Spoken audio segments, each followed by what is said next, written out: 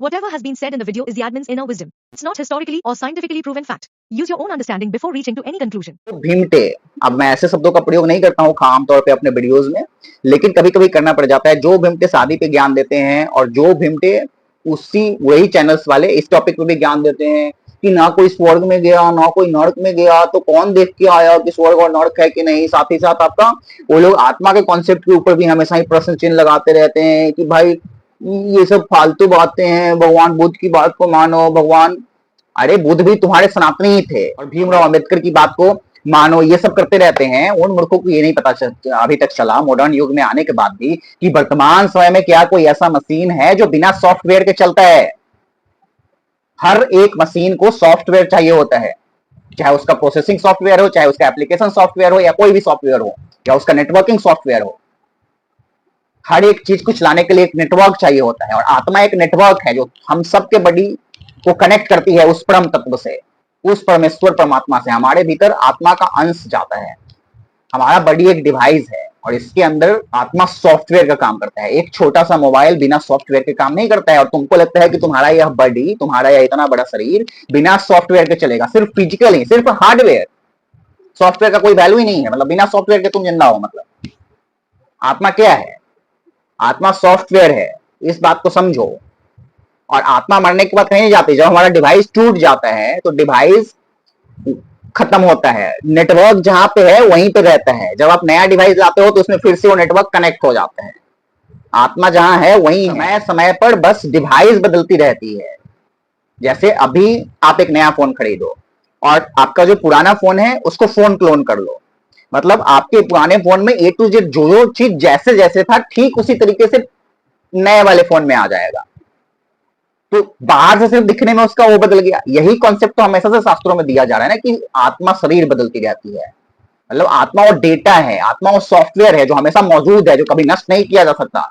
जैसे तुम्हारे फोन के नष्ट होने से तुम्हारा डेटा नष्ट नहीं होता है, ठीक उसी तरीके से तुम्हारे शरीर के नष्ट हो जाने से, तुम्हारे शरीर के मृत्यु होने से आत्मा नहीं मरेगी। वो नेटवर्क है, वो सॉफ्टवेयर है, वो डेटा है, वो हमेशा रहेगा उसी जगह पे जहां पे है।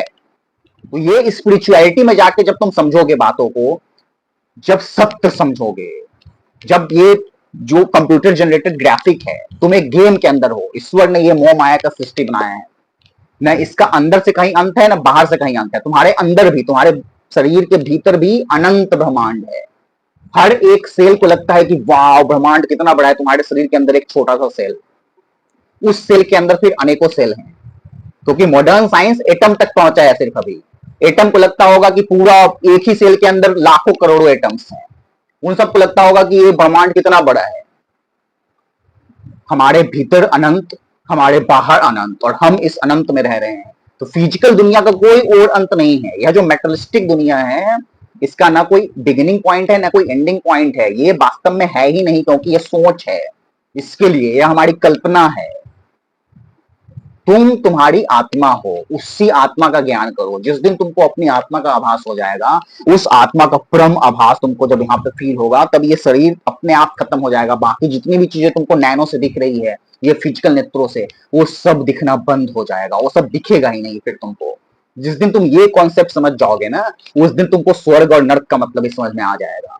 क्योंकि स्वर्ग मोक्ष मिलने को दिखाता है कि जब आप को आत्मज्ञान की प्राप्ति हो जाती है और वो नेटवर्क जहां से आ रहा है, जो सोर्स ऑफ नेटवर्क है, यानी परमात्मा, ईश्वर, भगवान, उसमें जाके तुम मिल जाओगे।